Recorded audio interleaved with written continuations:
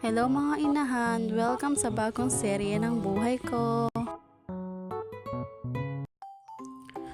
October 20, 2024, nagising ako ng alas 4 ng umaga. Medyo sumakit kasi bigla yung puson ko, tapos para akong naiihi.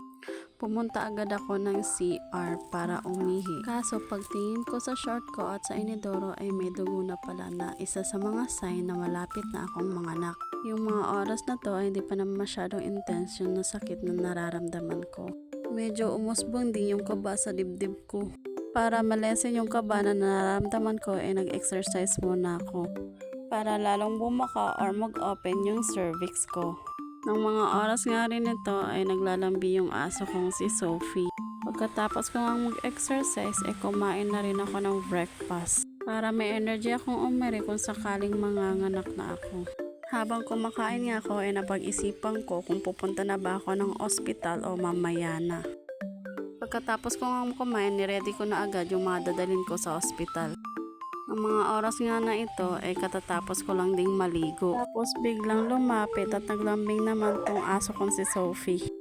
Nafe-feel siguro niya na malapit nang lumabas yung bagong miyembro ng family namin. Nagising na nga rin pala yung panganay ko. Sinabihan ko nga siya na pupunta na ako ng ospital para ilabas si baby. Natouch naman ako kasi kinausap niya si baby. Hindi man pa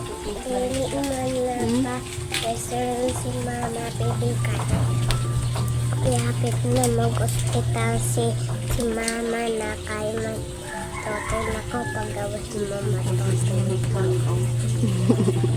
Pumunta na nga ako ng hospital at inadmit ako ng alas 2 ng hapon. 1 cm pa lang naman daw ako pero nag-leaking na yung panobigan ko. 1 AM na nga ng mga oras na to nang maging active yung labor ko. Inaiinang nga ako pero nasa 3 to 4 cm pa lang ako. Kaya ang ginawa ko, nag-exercise muna ako para malesen yung sakit na nararamdaman ko. Pero habang tumatagal, lalo namang pa-intense yung sakit.